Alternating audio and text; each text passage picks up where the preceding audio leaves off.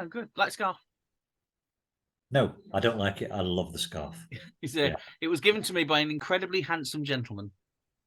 You didn't have to do anything for it, did you? You didn't have to sort of like get in the biscuit or anything like that, did you? Just had to get him an audience. That's all he needed. Yeah. All he needed was an audience. Yeah, thank you Yeah. very, very much. My Lancastrian scarf. Looks brilliant on you. What do you think of the leather? I love it. I absolutely love it. Where did you get that from? I mean, I was going to say, which country singer did you mug to get that one? Max, TK Maxx. Yeah. Get out of town. It's a TK Maxx special. Yeah. It's lovely. It's got zips everywhere. I look like Oh, I love it. Yeah. But no, needed it because it's a bit chilly in here tonight. Yes, it is a bit like that. I mean, we have capitulated and put the heating on, but out there it's humid, and I live on top of a hill, so when we hit dew point up here, everything gets wet.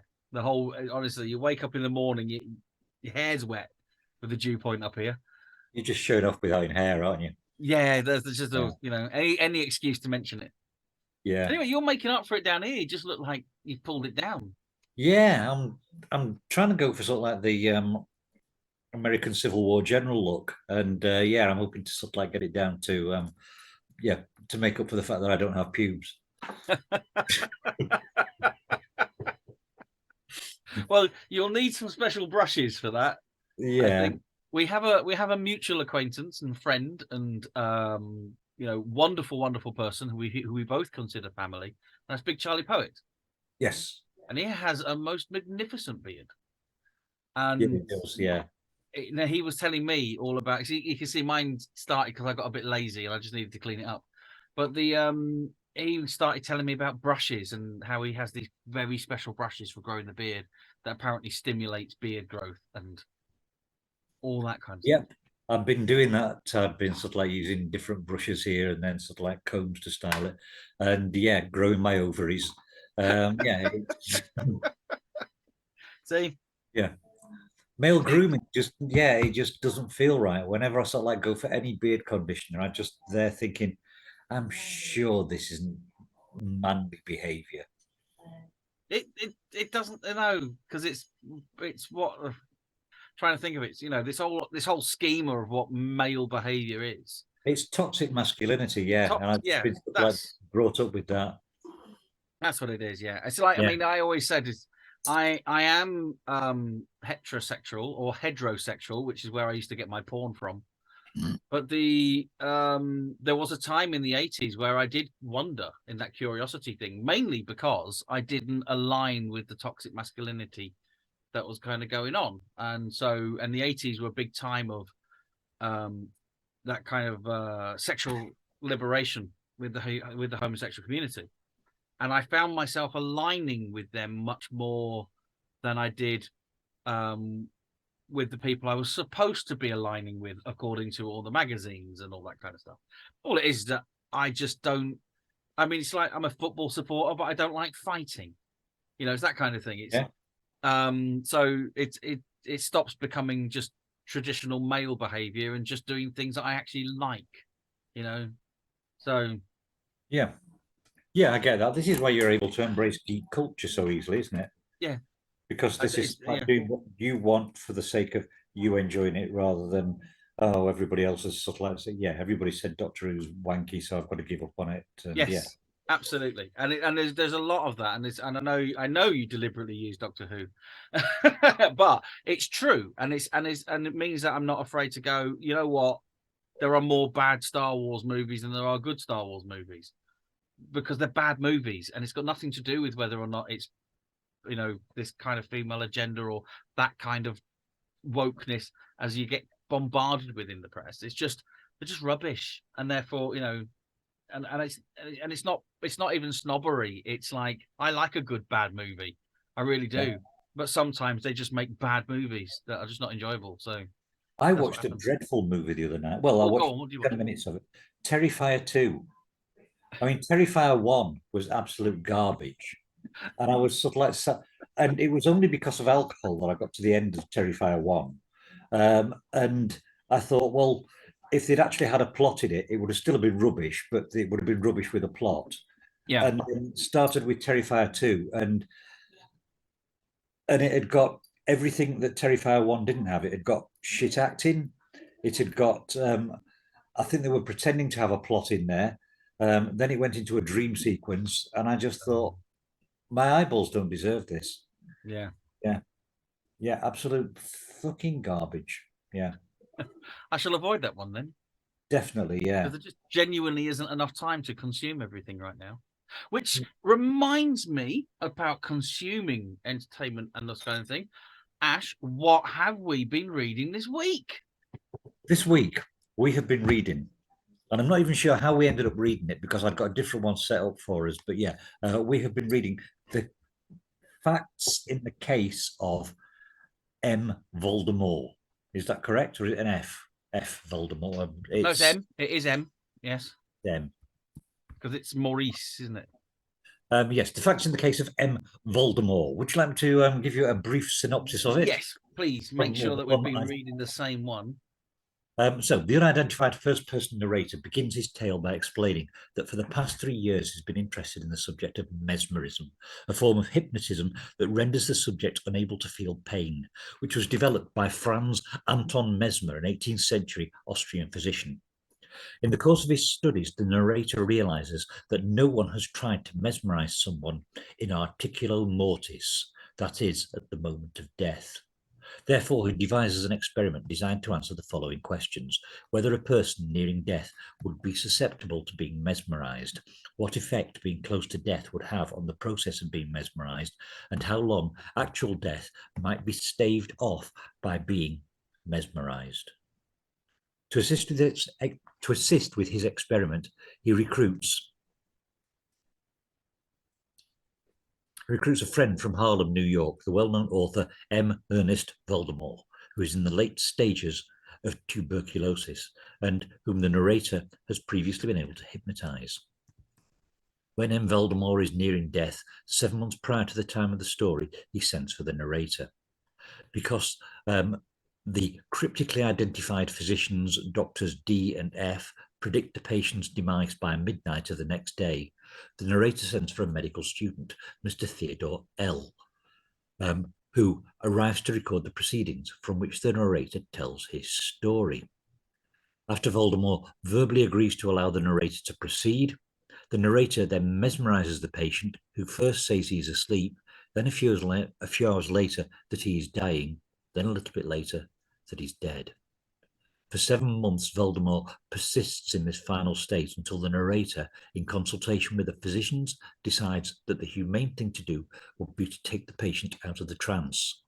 As the narrator makes the movements associated with drawing someone out of a trance, Voldemort's tongue keeps saying dead, dead, until the body crumbles away into a putrid mess and the story ends. Was that the one you read? That is the one that I read, yes. Yes. Oh. Frozen. You have to ask me again, you froze there. Oh, what did you think? Well, I thought it was absolutely brilliant. Wasn't it? It was like everything, because as you know, I have a kind of strange relationship with Poe in that I don't think it's all brilliant. And I really wasn't a big fan of Poe before we started doing this. And it turned out that I was judging him incorrectly based on an old 1980s computer game. But this was everything I wanted from a Poe story that I had been told was about Poe, that Poe was this and that and the other, and why Poe is brilliant. And that was in this story. Yeah, it's got so many good. I absolutely love the pacing. I love the tension. I love its brevity as well. Even though it takes place over 7 months, it's just sort of like delivered so quickly.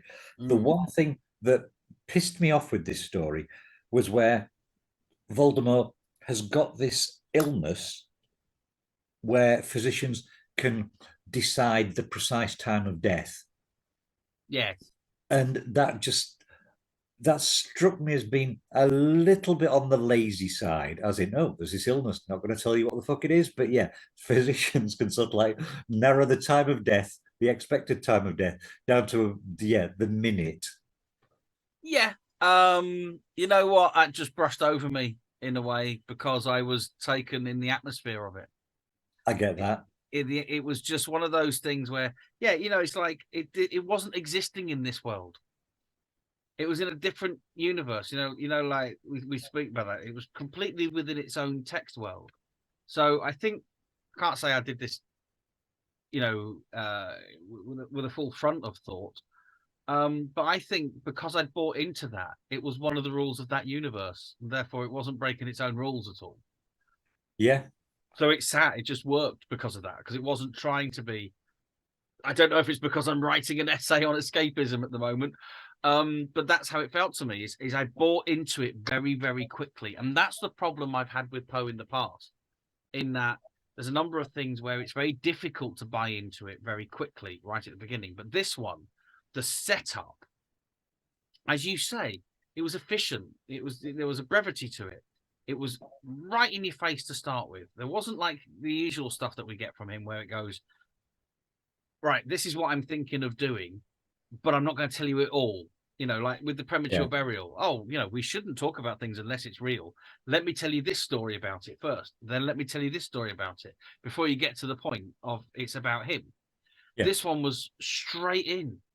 It was just, right, I'm fascinated by mesmerism, which is what they used to call hypnotism. Yeah. We're fascinated by mesmerism. And I just want to know if I can hypnotize a dying man and see if it actually staves anything off and stuff like that. And so as all the setup was going of finding the guy, you just hit with this kind of thought of, can you use a trance to slow down the onset of death when it is predicted to happen, which we get with terminal illnesses and all that kind of stuff. Brilliant. What a thought to have. And I just bought into that really quickly. From the notes that I was looking at on here, apparently this story first appeared in an American Review in December 1845 as the facts of Valdema's case. But this was a revised tale, and there was an original version in the American Review, December 20th, August 1844, called Mesmeric Revelation, and that was in Columbian magazine. And apparently that was presented as though it was a true tale. Right. Mark, yeah, you can hear that. And Poe got a lot of flack from people, sort of like saying, "Oh, how can you say that this is true? This is dangerous. You're messing with things that you shouldn't be doing." So he then re-released the story, slightly edited, so that it's a fictional version. But yeah, there is the suggestion that this could have actually been something true that really happened. Well, in a funny sort of way, it's the Orson Welles War of the Worlds, isn't it? It's the BBC Ghost Watch. It's Blair what Witch. I did a couple of weeks ago for the Halloween night. You get in trouble for doing these things. I mean, Paul Daniels probably did, one that it kind of ruined his career in a way that he did it. Marrying Debbie McGee. Eh?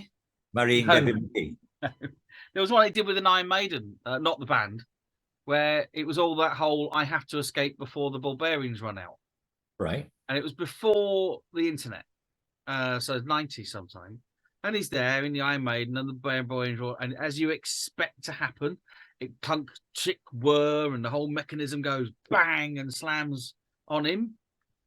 And then they just closed the show down and went, "Can everybody just leave the room, please?" And stopped the show on the BBC. And they never did the Prestige. There was no reappearance. Wow. Brilliant. I thought it was utterly amazing. He got all sorts of shit in the press over it. Absolutely. Because people don't like being hoodwinked, I think, in that way. That's part of it, isn't it? People don't like to be deceived. So this story, if it is just a story, in that case, it works and it's effective. If he was pretending that these were real events, in that case, I could understand people being a little bit irritated. Well, they'd be irritated because they believed it. Yeah. That's the whole thing, and they do that whole how can you profit from something so horrific, you know, that's the way that they would sort of talk about it. But haven't we shifted more towards that pretense that we enjoy realism? I mean, with things like Towie and that Made in Chelsea stuff, Yeah, these are artificial. They're artificial realities, aren't they? They're a yeah. construct that, there's part narrative where people are told this is what you're going to do and this is the storyline that you have this week, and I want to say they improvise the dialogue, but that seems like I'm giving incredible amounts of They skill call to it the scripted storyteller. reality, don't they? A lot Yeah, of it. So you're not talking quite like the Blair Witch Project, which was complete improvisation, apart from the occasional little note that was left around the place. yeah, You know, and that was it wasn't supposed to be a full film, was it? That was supposed to be footage for a fake documentary. So, and then they ended up with enough footage to be able to bring it out as a found footage film. And that goes back to Cannibal Holocaust. Actually, I believe Cannibal Holocaust was the first found footage movie where right. it was supposed to be this. These were the film. We've been to this island where these filmmakers were supposed to be, and we found their film footage. So we've developed it, and that's what that was supposed to be at 1970. I want to say 78, something like that. The kind of a Say that as Holocaust. well. So that you know it's always been a genre that's kind of gone on. But I wonder, I think you're right because of this scripted reality, which came about, I think, from things like Big Brother coming out. We had Blair Witch, and then you got the Big Brother experiment on TV, and people got into real people, you know, and it's even brushed over onto celebrity, isn't it now, with things like Celebrity Jungle, as we call it, you know, that I'm a celebrity, get me out of here, Yeah, or Strictly Come Dancing or something like that, with the idea of taking someone really not famous for doing one thing and placing them somewhere else so that they become real. They become real people at that point. And so I think you're right. I think back in the time when this story was first published, when you didn't have the ability to be able to poo-poo a story very quickly and fact check a story very quickly, I think people had a much lower tolerance of, you know, the concept of things being passed off as reality. yeah, and I suppose one of the appeals that we have within horror fiction for something having this verisimilitude quality is that, oh, if this has really happened, in that case, yeah, it could happen again, and it brings in another dimension of potential reality, which in something as unreal as horror fiction is kind of a nice edge to have. Yeah. I mean, I think you did it really, really well in Blood Ink. I don't know, was it the final story, the one that's done in Facebook status Yeah. updates? 28 days of social posts. Yeah. Yeah, I think that works really, really well because you know you could be reading something like that. You know you have read things that are very similar to that, and you've either thought fucking nutcase or don't want to read anymore because it's going to scare me. Yes. It's a very effective thing. That particular thing actually came from an experiment. That entire story was genuinely written on Facebook on a daily basis. So that was the experiment I wanted to do, is to actually write the story as if it was someone actually performing this strange challenge. Um, which I think What gives would it have a happened? reality. What would have happened if you'd been sort of like ended up in Facebook jail halfway through?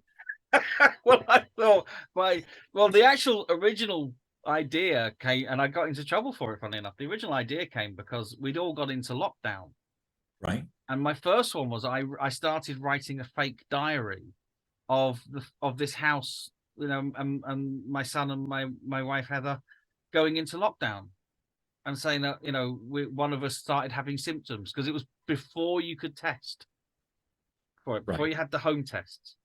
So I started writing this idea, and it was I thought I was going really over the top because I wanted to do the kind of like Stephen eventually declared his bedroom as an independent country, and and I'd been ostracized to the kitchen, and Heather had taken the front room as another country, and then Stephen and Heather went to war over territories in the middle. You know, it was all that kind of ridiculousness. And my mother got in contact with me because she wanted to know if she needed to go to the shops and buy something for us. Oh, bless. I know, and it's a lovely thing, but it's a bit like, say, the horror night when I had Autumn come and try and talk me down when I was pretending to be possessed. There was that moment where someone believes it's going on, however absurd it seems to be. The fact is that there's a caring going on that makes them think. And when I told my mum, it's not real, mum, I'm actually driving Heather to work right now. And it was that kind of like, how dare you, and she had a bit of a go at me, over it. And I don't blame her, to be perfectly honest with you, because it was scary times. But also, I don't think in anything. I think reality can always prove to be more ridiculous than what we have in fiction. My son was saying that the place he works at the moment, on Sunday, around about 11 o'clock, because they have the radio on there, it's sort of like said, right, we're now going to have the 2 minute silence because, it was sort of like remembering Sunday. So he and all the rest of his friends just stood there in silence, sort of like hands either behind the backs or in front of themselves, respectfully commemorating the dead. And the boss walked in and saw them and said, "What the fuck are you all doing standing around doing fuck all, you lazy bunch of twat?" Because he'd forgotten that it was Remembrance Sunday. And yeah. Yeah. It's why things like Ricky Gervais's Office works. Yeah. And it's why the Royal Family works and why Early Doors works, because however absurd it is, I bet it's like I do it with Early Doors in particular. Royal Family was very close to the mark as well. It was the family I came up to Manchester to see. And every single character that takes place in those, you've known someone like it. It might be a caricature of that person, but you can, if you do a bar, anything like that, you sit there and go, you have met every single one of them, one of those people. And so there's always that hint of reality within things, I think, because it is so absurd, I mean, I think that's one of the things that you don't quite get from this story. There's none of the characters within. I mean, there are no characters within it. You've got sort of like a hypnotist who hypnotizes. You've got a man who's about to die and be hypnotized, and he dies and is hypnotized. And everybody is. I'm not even going to say two-dimensional because some of them are just sort of like. No, because the narrator actually has a bit of substance about him. You just don't know what that substance is. It's so layered. He's obsessed with what he's doing. Yeah. But you can, so he has a very narrow view on what he's doing. But the way he brings in the other information, the way he brings in about mesmerism, the way that he talks about, this experimentation, you really get this impression that there's this bigger world to him that he's been involved in. And you're just watching him whilst he's uberly focused. But one of the things I've sort of like seen in criticism is the final part where Voldemort just disappears into, becomes a putrid essence on the wedding. I've seen criticism where people have been suggesting that he's just become a jizz stain. There. Well, first of all, I don't think you can totally criticize, if he's turned into juices, because that's what the body eventually does anyway. Right. Because he uses the wonderful word. The word putrid is a fabulous word for, which is really exactly what happens to skin in a decomposition. Before it dries out, it's not going to mummify whilst it's lying on the bed. And I think it was the perfect way to end it. Because what I really, really loved about this story is he didn't save the guy's life. He prolonged an agony. Yes. And that was because the guy kept going, but I'm dead. Let me die. I'm not supposed to be here. And he was being held against his will. And his body was decaying. And he was turning into this mess. And I loved it. And that whole thing of when he suddenly came out of his singular focus, this scientific mind, to go, okay, you should rest at peace, and then looks at the body and it's a disgusting heap of decay. the smell and everything, just from that one word, putrid, you got everything you needed out of that, and how disgusting and grotesque that must have been at the end. But then also how much suffering that guy had gone through just for the scientific purpose. It's as good an allegory of, should, just because science can think it can happen, it shouldn't necessarily mean it should pursue it, as Frankenstein, I think, in that respect. And yeah, and I think that's one of the strengths of this, that it sort of like follows this scientific method in its approach to things, which I would suggest at the time when it was being written, people were genuinely unsettled and upset about the idea of this scientific method, that it is, so uncaring in its approach. It's a funny sort of thing, isn't it? Because it's something that H.G. Wells does. H.G. Wells takes that scientific approach, and it sometimes comes across as being a bit cold in the way he does it. And here it does the same thing. The character is very cold in what he's doing because he's taken a scientific approach. I thought it was great in that way, because also he may have been taking a scientific approach, but he was obviously learned because of the language that he was using and the way that he was phrasing everything. He wasn't trying to dumb down to talk to the students in the amphitheater. He was definitely, a learned man who's trying to use language to describe what's going on without it being purple. It was just the most descriptive language he could use. It was a really, really efficient story. And you're going to hate me for this, but follow that. What can you pick that's going to beat that? Well, how do I beat what has now become honestly my favorite Edgar Allan Poe story? Utterly surprised that it's not one of what people consider to be Poe canon. I think. I think that beat Premature Burial. Absolutely beat Premature Burial for me. So really good. One of these days, I'm going to get you to read Scheherazad's 102nd Tale. We'll do it. It will happen. It will happen, but not before. But not before I introduce you to. I'm just going to pull it up here to make sure that I get these names right. Under the Pyramids. The name of the song is the name of the story. Under the Pyramids. Right.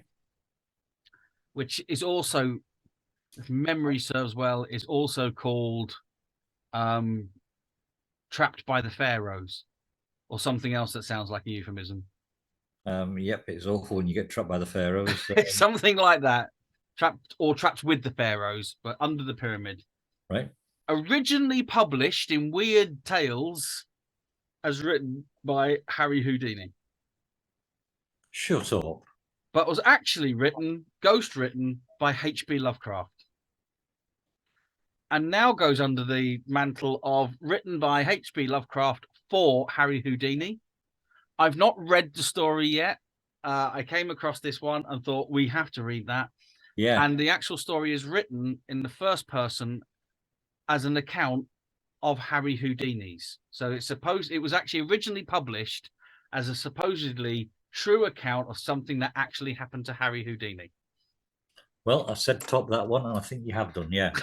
It's great story to start with. I love a story that's actually got a great story. But we can go into that in a bit more depth at the next one. But yeah, so that's what we're reading this week. And I did notice it is available on YouTube, but you've got to look for it as a H.P. Lovecraft. They don't mention the Houdini on the YouTube ones. So find that out. Thank you. There we go. So that was absolutely brilliant. Thank you very much for another. Thank you so much for introducing me to that story, because honestly, I loved it that much. It has become one of my favorites from that era. I'm so glad, because I really, really enjoyed it. It was just so readable. Yeah, and just to answer your question, we just happened to start talking about resurrection stories. And I was saying, does everybody have a resurrection story? And you said that's the closest that Poe gets to one. Yes. Yeah. Yeah. So, brilliant. Brilliant. Well, absolutely fantastic. Thank you very much there, sir. Thank you, mate. Love that. I'll see you next week. See you next week. Bye.